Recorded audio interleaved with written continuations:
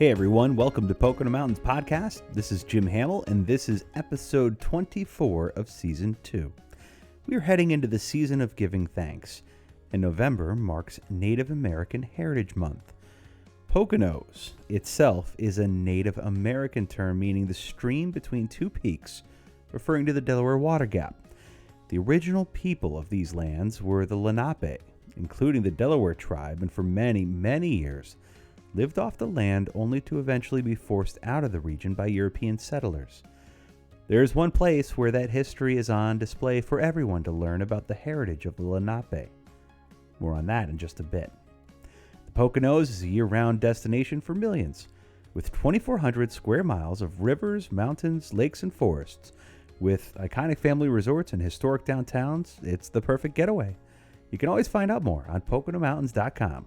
Or watch PTN, the Pocono Television Network, streaming live 24/7. Thanks so much for listening to Pocono Mountains Podcast. We'll have a new episode each week, highlighting lots of the fun things you can experience while you're visiting the Poconos. Subscribe and leave a review and or comment on whatever platform you listen. Now back to the episode. The Columns Museum is where you can learn about so much history in Pike County, Milford, where it's located, and even including the assassination of a United States president, President Abraham Lincoln.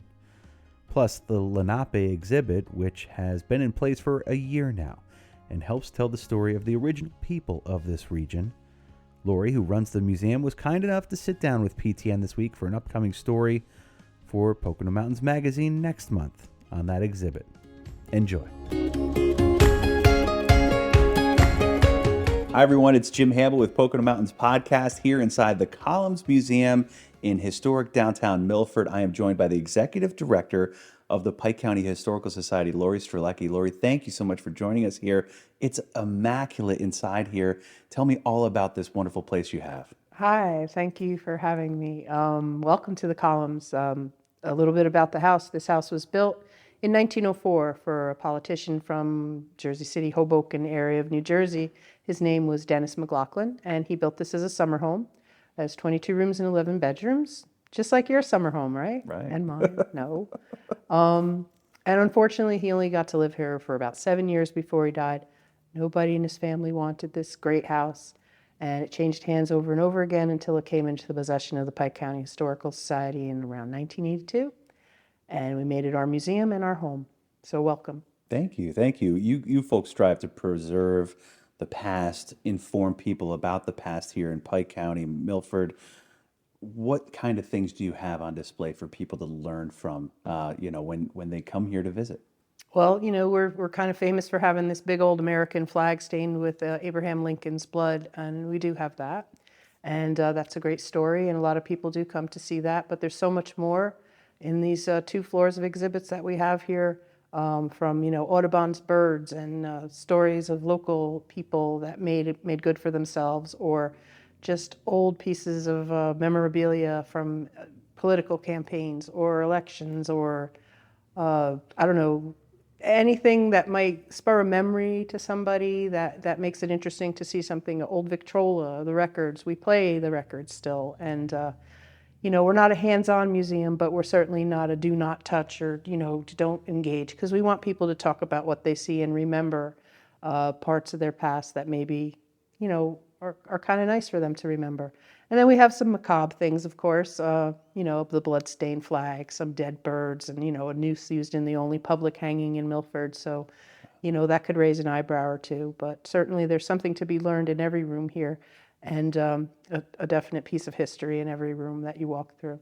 It's really spectacular to see, like, the attention to detail that you put into these exhibits, not just the flag, but everything else around here, and that takes a lot of time and effort. And you guys are volunteer-based for the most part, I assume, outside of Yes, your... I'm the only paid employee here, and I've been with the museum for, 22 years now. And, it's a labor of love, really. And we have a lot of great volunteers that do come in and help and give their time and give tours of the museum and give their expertise on some of the exhibits and try and create new and interesting things, as well as preserve what we already have and maybe learn more about that as time goes on too, because I find that, I learn something new sometimes about a subject that we thought was done. Somebody will come in with some great old pictures, so we're open to that, and we want people to feel that they could contribute to what we have here, or just come in and tell us a story about this house itself. People come in and remember when it was, a nightclub that was downstairs, and the Ink Spots played here, and so memories like that. It's important to focus on the local history and the local memories. But also we have a national relic and some things that, translate nationwide. So history is interesting. Come and check it out. Yeah, you speak so eloquently about that relic that you have here. I mean, describe to me that flag and its meaning and significance, obviously, in our nation's history.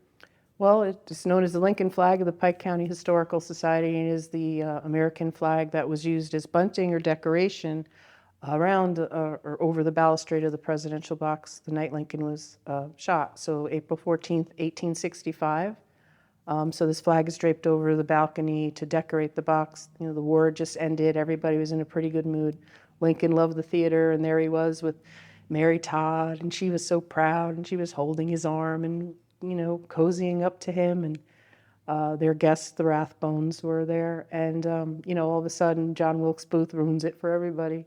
Not only the people in the presidential box, but, the people in the audience that witnessed this tragedy, and, their lives were changed forever. We have this blood relic from that time. Definitely a piece of history. Lincoln's head rested on this flag, and he bled upon it, so there's blood stains on it. It brings some people to tears when they see it. Lincoln's a very revered and loved president, probably most written about. And so to have something like this and to see how it affects people, it's kind of important to us, yeah. Yeah, it's something to treasure, really, Sure. in some way. And there are other exhibits that now have reached the year-long mark for being here. The Lenape Original People exhibit that you have here, that's going to be featured on our upcoming Pocono Mountains magazine. That came to you folks, and now you have had that for an entire calendar year. Describe to me what that was meant to be and what it's been like in the Columns Museum.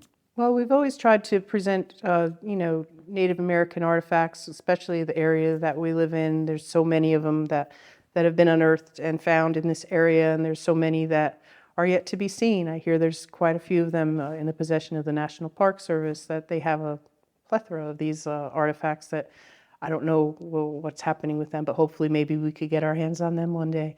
But the Lenape people are the original people of this area, right? And quite farther than here as well. But so we're going to say that it was the Wolf Clan that spent most of its time in this immediate area. And to learn more about them and their customs was always important. I think they're very interesting. A matrilineal tribe, it's always nice to give a nod to the women. And certainly they did, and that was their beliefs. But what was important about this exhibit was that we involved several of the federally recognized Lenape tribes, so 2 from Oklahoma and 1 from Wisconsin, and they had a say in what the panel boards represent and what they say, and we kind of bridged a gap by including, the infamous Tom Quick monument in the exhibit, which I didn't think was a very good idea at first, because I don't think that stage should be shared. I think it's 2 separate stories, and I'm not here to take sides. Sure. But incorporating it into the exhibit, in hindsight, I believe was a good idea. And don't get much response to that, so that makes me happy. It's not like, oh my God, Right. the elephant in the room. People just kind of look at it, understand its place in the history of the Lenape, and move past it, which is something I think history should be left up to people to decide if they feel good or bad about it. We're not here to tell you how to feel about anything. We're just here to tell you about it. So Yeah. I'm happy to have the exhibit here and to give these people their due. What's been that response, do you think, from the public who've come on in? But having grown up nearby, along the Lackawaxen, I always knew Native people, were the original inhabitants here. But to actually have a place to go to learn about that, I'm sure people walk away with a sense of understanding in some way. Well, I don't think there's been a lack of printed material about the Lenape. I mean, I grew up, reading about them. Some of the most famous archaeologist, Herbert Kraft, his son John Kraft, have done a good job with explaining their traditions and lifestyles, or life ways as they call them. So the Lenape are pretty well depicted, I think, as far as we know their history, or as far as the white men have interpreted their history. So, when you look at the tribes in Oklahoma and Wisconsin, I don't know how much they really know about their own history that actually wasn't learned from the writings that that have been created here. So there's a little difference in the verbiage, I think, that's been used in telling the story, but pretty much the story remains the same. So, from the beginning and now the present day, it's up to them to create their own history now. And what's going on in Oklahoma and Wisconsin, I think they're doing great things for themselves there, and making a name for themselves, and also remembering fondly their roots here and learning about them. And I think that's the important part. I'm from, what do I know? I'm Polish, right? So what do I know about my Polish ancestors? Only what I've heard through my family. Yeah. So I've never been to Poland, but I don't think if I went back there, they'd put it up an exhibit about me or anything. So Right. we're happy to give the Lenape what they deserve. Have folks then kind of taken something and remarked about the exhibit, just because, maybe they've come for that, or maybe they determined, along the way, wow, that was something that they had unexpectedly come across and wanted to take that, on with them? Some people have come specifically to see that. Other people, are surprised to see that we've done more than what we've originally had done here in the museum. With the history of the Lenapes, the artifacts that are included in the exhibit are from our collection. So we've had them, and we've, interpreted them for as long as I've been here anyway. But there's these people out there that want to almost pick a fight with the tour guide or something, and they try and get something out of you, like, oh, well, don't you think it's a problem that he was an Indian slayer, Tom Quick, and I'm like, that's a whole nother story. That's another story. It's not like we have a room dedicated to Tom Quick and the murdering of Indians, but you have to remember what time frame this happened in. And there was, murders going on both sides. There's terrible, terrible stuff going on, and invasion of Fort Decker and what happened there. And, it's an unfortunate time of history, just like any other war. Lives are lost on both sides, and both sides believe that they have the right to do that, or they're defending something, or trying to get something. In the case of the white men, trying to get land. And the Lenape belief was, well, how can you own land? It's like owning a piece of the sky. So when you're dealing with that, kind of thought process, it makes them seem very innocent and very like, what are you doing this to us for? And we don't know why they were doing that to them, aside from it was as it is today, land greed. Yeah. So from that standpoint, you have some different things that you've interpreted for a long time here included there. You have the dugout canoe. What else is included in there that people can kind of like see firsthand? The dugout canoe is an interesting piece. We're not really sure where it came from. I think it unearthed after some of the hurricane, the aftermath of Hurricanes Connie in 1955. Mm-hmm. I think that was unearthed someplace in a bog somewhere around here. Definitely in Pike County, is from what I heard. A lot of the information on that is very sketchy because it was given to us. They didn't keep as good records back then as we do now, but certainly it is definitely a piece of a dugout canoe. There's some pottery that was found in pieces and put back together by some very dedicated archaeologists, and recently we came, into that. Someone dropped that off, the proud work of their father who had died. And then there's different examples of the tools and that were used every day, and pretty inventive, So it's a big piece of the puzzle is all being put together here. Who knows how much more is out there in the national park in here. It's frowned upon for people to look for any of these items anymore. Whether they do or not, I don't know. So yeah, it's important to see not only what they used as tools and how they lived and What did they eat? What did they wear? I mean, we hope to build the exhibit to that point too. With the help of these federally recognized tribes. Hopefully they'll be able to contribute something to this at some point and say, you know, here's our modern regalia. Please put this on display in the museum. Or, you know, here's a piece of something that my great-great-grandmother, you know, brought to wherever she ended up, you know, in Oklahoma. And you know, we'd like to contribute this to the exhibit because we want them to feel like it's their exhibit too. And the Quick family, Don Quick, who, you know, has never even stepped foot in the museum as far as I know, to see his family's statue or his family's, what would you call that, monument to two people, you know, in his family. I find that odd, but I guess he rests easier knowing that it's not in hiding somewhere and it's finally being seen. I don't really get his angle, but. Understood. So I guess the last question I'd wrap up with, it kind of brings it full circle then, you know, to understand why the tribes, you know, lived around the Delaware River here. Obviously that's, you know, a no-brainer, but you can probably explain then too, like that's how, you know, Milford and all the settlers here kind of like came here too. So there's something about this Delaware stretch that really brings people here for probably commerce, for, you know, sustenance, for fishing and everything else, right? There's like a fertile soil here, if you will, for civilization. As far as the Lenape, I mean, they, you know, existed all along the Delaware River all the way to the Delaware Bay. So, you know, there was definitely a food source there that was important. And, you know, they were sometimes nomadic and they would move during the different seasons of the year depending upon, you know, what they needed or what they were getting from the land.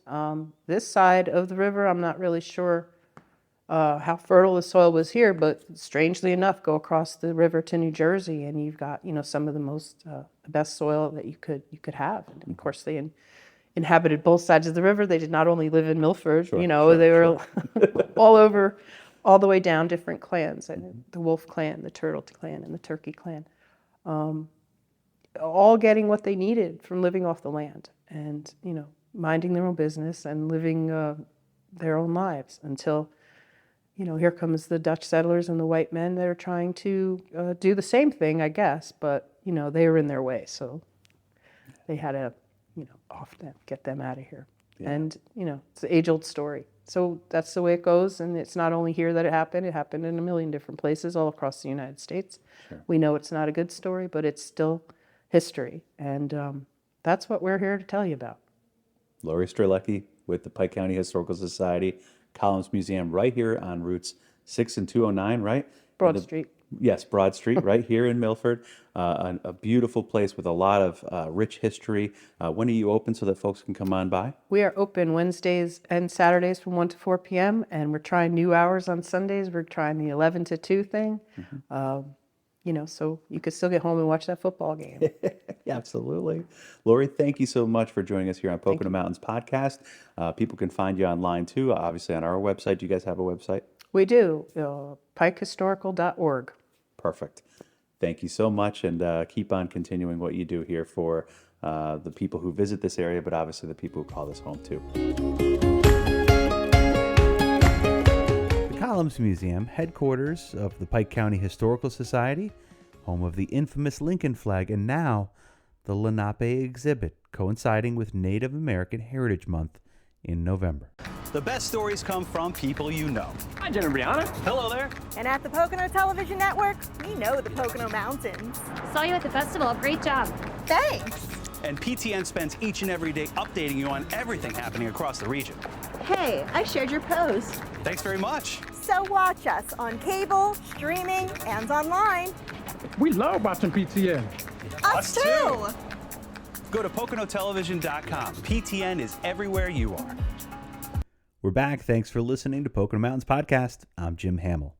Now for another segment that aired in a recent Pocono Mountains magazine about a former train station in Lansford being transformed into something to welcome visitors and also preserve the community's past. Brianna Strunk with PTN has that story.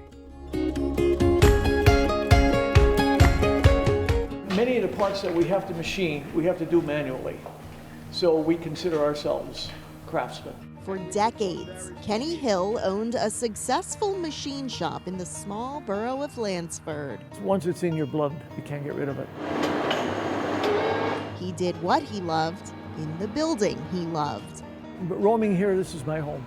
The Lansford native grew up admiring this place when it was a booming train station, servicing passengers and freight. Kenny remembers his mom taking the train from here to New York City. It was robust with people. It was a different world. When the need for passenger rail service declined, the train station closed in 1962. Several businesses tried reviving the shuttered station, but none lasted very long. That is, until Kenny came along. I said, "You're going to be mine," and it became mine. Backed by a bank, he moved his shop out of the cramped house it originally operated from and into the spacious station. His childhood playground turned beloved workplace. We say, how are we ever going to fill this building? We couldn't imagine.